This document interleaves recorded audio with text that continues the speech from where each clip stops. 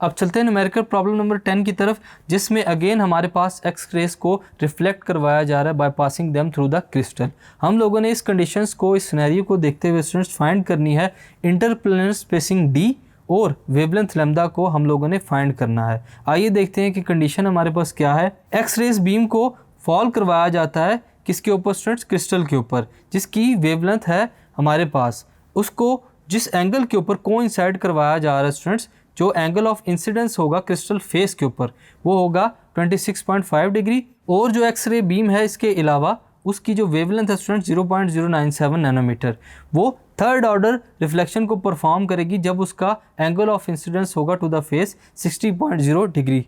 यहाँ पर हमारे पास जो दो रेज हैं स्टूडेंट्स वो डिफरेंट एंगल्स के ऊपर प्रोपगेट कर रही हैं। हम लोगों ने एज्यूम करना है कि जो दोनों बीम्स हैं वो रिफ्लेक्ट होंगी सेम फैमिली ऑफ प्लेन्स के साथ टकराने के बाद। इस कंडीशन के अकॉर्डिंगली हम लोगों ने कैलकुलेट करना है कि interplanar spacing between the planes और जो वेवलेंथ लैम्डा है लाइट के लिए स्टूडेंट्स वो कितनी होगी। आइए उसको फाइंड करते हैं।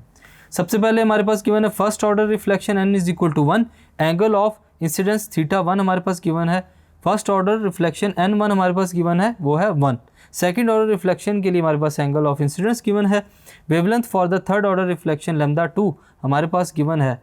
हम लोगों ने थर्ड ऑर्डर रिफ्लेक्शन को देखते हुए फाइंड क्या करना है students? Wavelength for the first order reflection λ1, interplanar spacing d between the planes. ये हम लोगों ने दो चीज़ें फाइंड करनी है इस तमाम कंडीशन को देखते हुए। हम लोगों ने क्या करना है? Simple for the first order reflection λ1 हम लोगों ने फार्मूले के अंदर वैल्यूज़ को पुट करना है। फार्मूला होता है हमारे पास d sine of theta is equal to n lambda. तो हमारे पास फर्स्ट ऑर्डर रिफ्लेक्शन की बात की जा रही है। फर्स्ट ऑर्डर रिफ्लेक्शन में हम लोग क्या करेंगे? λ1 is equal to 2d over n1 into sine of θ1। ये हमारे पास फर्स्ट ऑर्डर के लिए वैल्यूज़ को पुट करते हैं। λ1 is equal to 2d over 1 into sine of 26.5। ये हमें क्या देगा students? λ1 is equal to 2d multiply by 0.4462। So λ1 will be equal to 0.8924 d। Using the same Bragg's law for the third order reflection. Third order reflection के लिए हम लोग same Bragg's law को use करेंगे।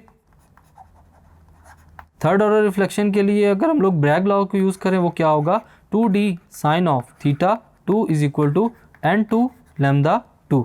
यहाँ पर हम लोग थर्ड ऑर्डर को फाइंड करने के लिए यहाँ पर यूज़ करेंगे 2d साइन ऑफ θ2 की जगह हम लोग लिखेंगे 60 डिग्री, जो कि सेकेंड एंगल की वैल्यू है, which is equal to 3 multiply by 0.097 multiply by 10⁻⁹ n2 λ2 की वैल्यूज़ हम लोगों ने पुट की। Further t into 0.866 is equal to 0.291 divided by 2 multiplied by 10⁻⁹.